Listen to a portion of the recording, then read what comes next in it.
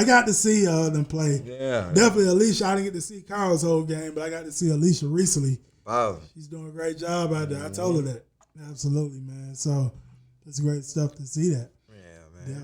Definitely, man. You should be a proud father, brother. I definitely am. Yes, sir. Definitely yes, sir. am. So yeah, Bree, ain't you ready to wrap? So pretty much, Bree, some years ago, when you actually came in town from Kuwait, you was on a little break. You hadn't even moved back over here yet, full time yet. And you actually, me and you was hanging out at my spot in Buckhead at the time, and you put this artist on. And you started to play his music. He said, G, you heard this guy named Nipsey Hussle. Yeah. And I said, I heard him, but I hadn't really heard his music as much like that. And I started to play it. I remember grinding all my life. Hey. And I can tell you, man, I think we played Nipsey for some hours that day. Kicking back, having some drinks, and just having a good time. Yeah. And I just started to listen to Nipsey months and months after that. Even after you went back to Kuwait at that time, I started listening to his interviews and seeing what he was doing in terms of entrepreneurship and business. He was doing the Vet the 90 thing, like creating something for people looking to get into like science and technology and stuff, like creating a Silicon Valley out in South Central LA. He was doing something real big. I was like, this guy's doing big stuff. And then a little over that year, it was his untimely demise, right? Yeah. So tell me, Bree, what got you excited about listening to Nipsey? And what were some of the things you took away from listening to some of his music, or even some of the moves he made before his untimely demise? Yeah.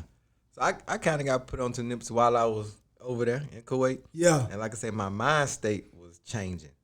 So the type of things I wanted to even listen to was changing. The type of things I was, letting come into my brain, my thoughts. I told you, these sober, clear thoughts. Yep.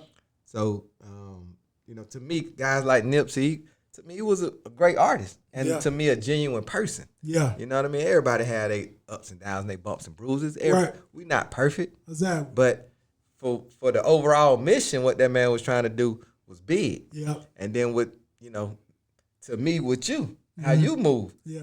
That's why, like you mentioned earlier, the Diddy's, the Master P's, the Russells, those were all the CEOs. So with you and the music, when you was doing that, you was trying to copy the CEOs, not the artists. Exactly. So with Nipsey, that to me, he was CEO plus the artist. But so to me, that's what I took out of it. So I knew you was gonna feel it once you heard him yet. Listen, watch this. Game changer. But for me, a lot of business, that mailbox money. Exactly. You know what I mean?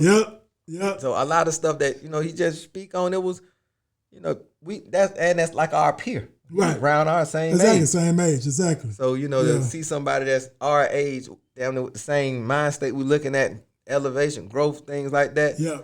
All this little stuff ain't really even important. Exactly. So that was what I took out of Nip music a lot. Absolutely. Rest in peace, Nipsey. Definitely.